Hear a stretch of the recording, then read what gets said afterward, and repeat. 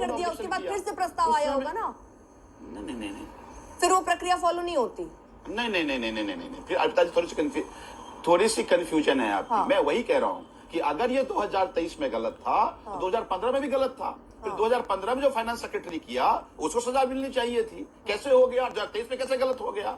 तो 23 में नौकरी इसे इसलिए हटाया गया क्योंकि इनको लगा कि ये गरीब लोगों को नौकरी कैसे मिले, नफरत है इनसे, ये गरीब लोग नौकरी पे ना रहें, आज वो भूखे मर रहे हैं। और फिर उसके बाद राजनीति करने लगे। अब देखिए ये क्यों कहते हैं, अब कहते हैं कि कैबिनेट रूल लाओ।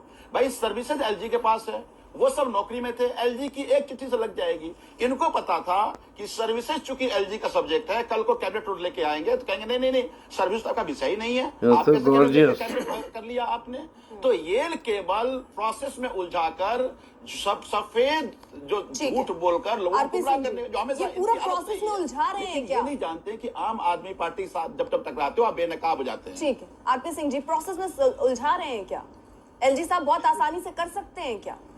अर्पिता, एक मूल बात सहगल साहब मानेंगे, और वह कानून है दिल्ली का। मैं भी दिल्ली का विधायक रहा हूँ और कानून के हिसाब से बता रहा हूँ। दिल्ली में कुछ भी फाइनेंशियल मैटर अगर कोई होगा उसकी प्रायर अप्रूवल आपको एलजी से लेनी पड़ेगी। ये लॉ है दिल्ली का।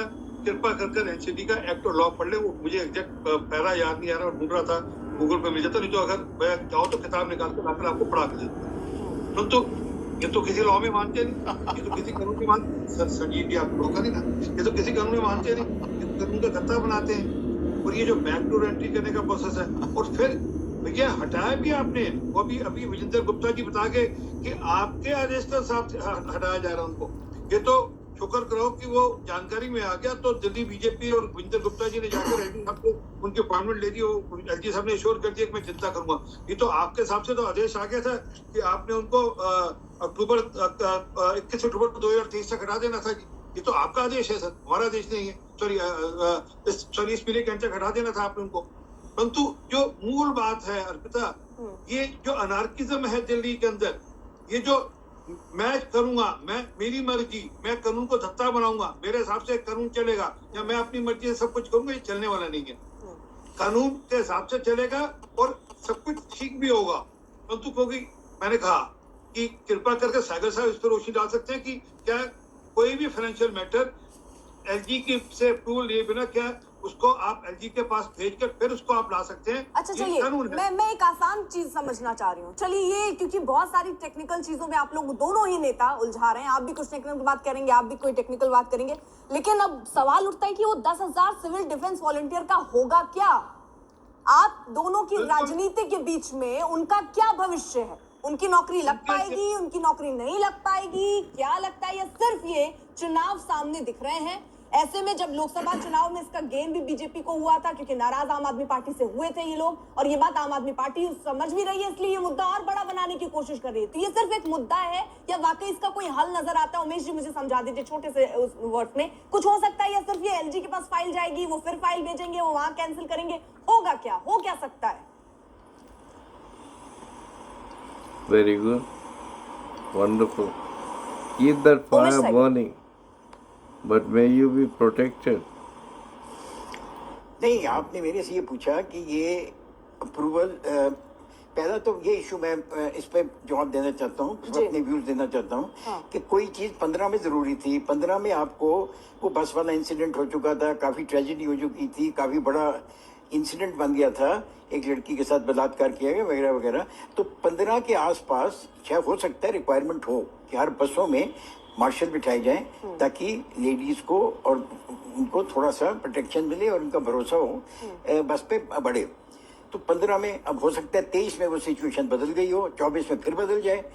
तो इस तरीके से सिविल डिफेंस की मैं यूज की बात कर रहा हूँ, मैं वैसे नहीं कर रहा हूँ। अगर आपको चाहिए बस मार्शल्स आप लगाइए, बट पोस्ट क्रिएट करिए और प्रॉपर उनकी भर्ती करिए।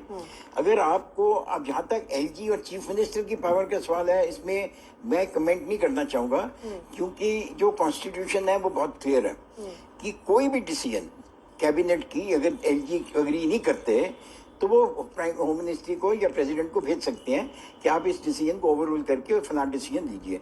अगर वो नहीं एग्री करती है एलजी से तो चीफ मिनिस्टर की या कैबिनेट की डिसीजन फाइनल हो जाएगी। ये तो कॉन्स्टिट्यूशन में लिखा हुआ है। अब वो इस केस में, अब कुछ केसेस में सुप्रीम कोर्ट ने कोई व्यू लिया, कुछ केसेस में कुछ और व्यू लिया। जिस तरह जहाँ सवाल था ऑल्डरमैन का, तो सुप्रीम कोर्ट ने डिसाइड किया कि ठीक है एलजी अपनी पावर में एक्सरसाइज करें। फिर सवाल आया इलेक्शन का, अभी तक प्राइमरी डिसाइड हुआ, भी फाइनल व्यू नहीं आया सुप्रीम कोर्ट का। सुप्रीम कोर्ट ने होल्ड किया कि ये सुप्रीम उसको स्टे कर दिया इलेक्शन को। उन्होंने कहा नहीं, ये डेमोक्रेटिक प्रोसेस नहीं है, आपको एलजी को ज़्यादा इंटरफेयर नहीं करना चाहिए मेयर की पावर में। तो हो गया ना डिसीजन, एक लीगल डिसीजन होगी, कहाँ एलजी ठीक है, कहाँ एलजी गलत है।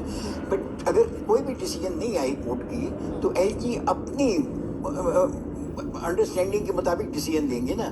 चीफ मिनिस्टर जिस तरह अपनी अंडरस्टैंडिंग करता है, एलजी अपनी अपनी अंडरस्टैंडिंग है। अब याद रखिए कि एलजी भी किसी एक इलेक्टेड गवर्नमेंट के रिप्रेजेंटेटिव है।